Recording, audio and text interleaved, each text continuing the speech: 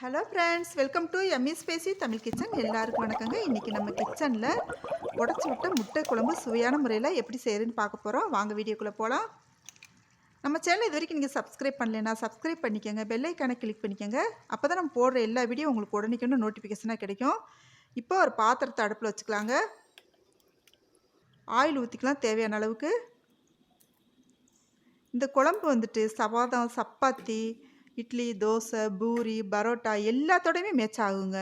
இப்போ கடுகு, உளுந்தம்பருப்பு சேர்த்துக்கலாம், சோம்பு சேர்த்துக்கலாங்க.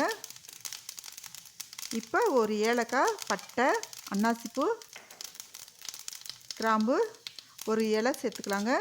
இப்போ அரை ஸ்பூன் சீரகம் சேர்த்துக்கலாங்க. இந்த குழம்புக்கு வந்துட்டு இந்த சீரகம் ஒரு நல்ல டேஸ்ட்டு ஃப்ளேவரும் கொடுக்கும். இப்போ நல்லா வதக்கி விட்டுக்கலாம். இது எல்லாமே நல்லா பொரிஞ்சு வந்த பின்னாடி ஒரு பெரிய வெங்காயம் கட் பண்ணி வச்சுக்கோம், அதையும் இதோடு சேர்த்துக்கலாம். இந்த வெங்காயம் வந்துட்டு நல்லா கோல்டன் ப்ரௌன் கலர் அளவுக்கு வதங்கி வரணுங்க. அதனால் இப்போ உப்பு சேர்க்கக்கூடாது. உப்பு சேர்த்தோன்னா முதலே உப்பு சேர்த்தோன்னா ஒரு ஈரப்பதம் வந்துடுங்க. அதனால் இப்போ உப்பு சேர்க்க வேண்டாம்.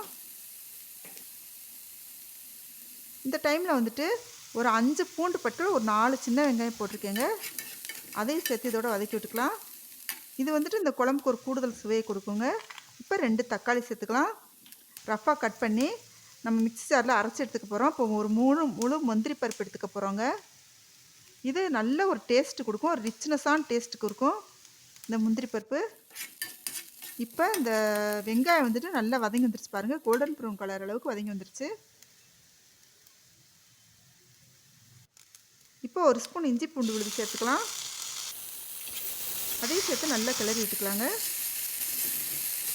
எல்லாமே கலந்து வர்ற மாதிரி. இப்போ வந்துட்டு நம்ம அந்த கருவேப்பிலை சேர்த்துக்கலாம். நம்ம அந்த தக்காளி, அந்த முந்திரி பருப்பையுமே வந்துட்டு நம்ம மிக்ஸி ஜாரில் அரைச்சி வச்சுருக்கோம்.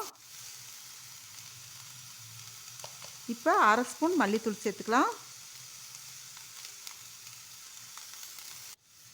அரை ஸ்பூன் சீரகத்தூள், அரை ஸ்பூன் மஞ்சள் தூள்,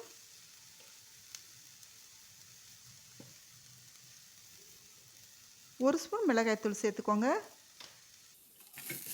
நல்லா கிளறி விட்டுக்கோங்க.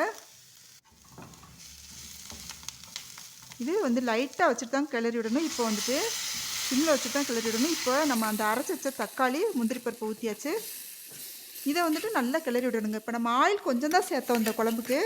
இந்த மாதிரி வதக்கி விட்டோம்னா கடைசியில் வந்துட்டு எண்ணெய் பிரிஞ்சு நல்ல ஒரு டேஸ்ட்டோடு வருங்க இந்த குழம்பு.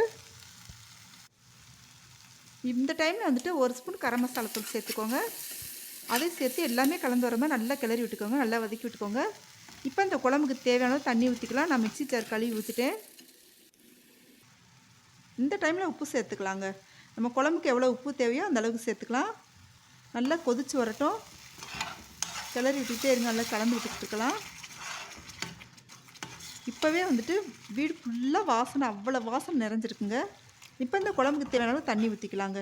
இந்த குழம்பு வந்துட்டு நம்ம தண்ணியாக வைக்கக்கூடாதுங்க, ஓரளவு கெட்டியாக தான் வைக்கணும், அப்போ தான் நல்லாயிருக்கும். இப்போ முட்டையை 4 முட்டை வந்து போட போகிறோம்.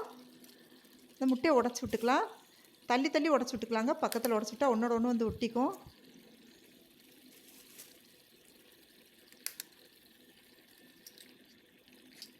நாலு முட்டை அதே மாதிரி உடச்சி விட்டுக்கலாம்.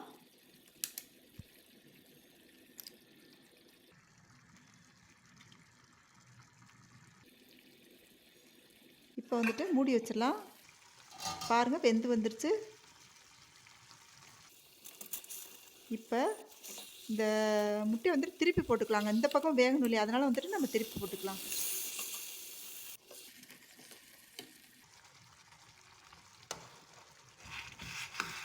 பாருங்கள், நல்லா முழுசு முழுசாக உடஞ்சி போகாமல் முழுசு முழுசாக இருக்குது.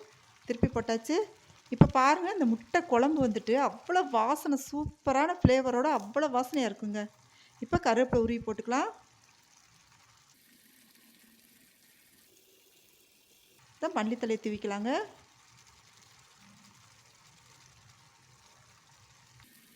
சூப்பரான முட்டை குழம்பு ரெடி ஆயிடுச்சு, உடச்சி விட்ட முட்டை குழம்பு. இந்த டைம் வந்துட்டு பட்டர் சேர்த்துக்கலாங்க. இது ஒரு சூப்பரான ரிச்னஸான டேஸ்ட்டு கொடுக்குங்க. இது இப்ப இந்த சேனல நம்ம இதுவரைக்கும் சப்ஸ்கிரைப் பண்ணல அப்படின்னு சொன்னா, சப்ஸ்கிரைப் பண்ணிக்கோங்க. பெல் ஐக்கான கிளிக் பண்ணிக்கோங்க. லைக் பண்ணுங்க. எப்படி இருந்துச்சுன்னு சொல்லி கமெண்ட் பண்ணுங்க. ஃப்ரெண்ட்ஸ்க்கு ஷேர் பண்ணுங்க.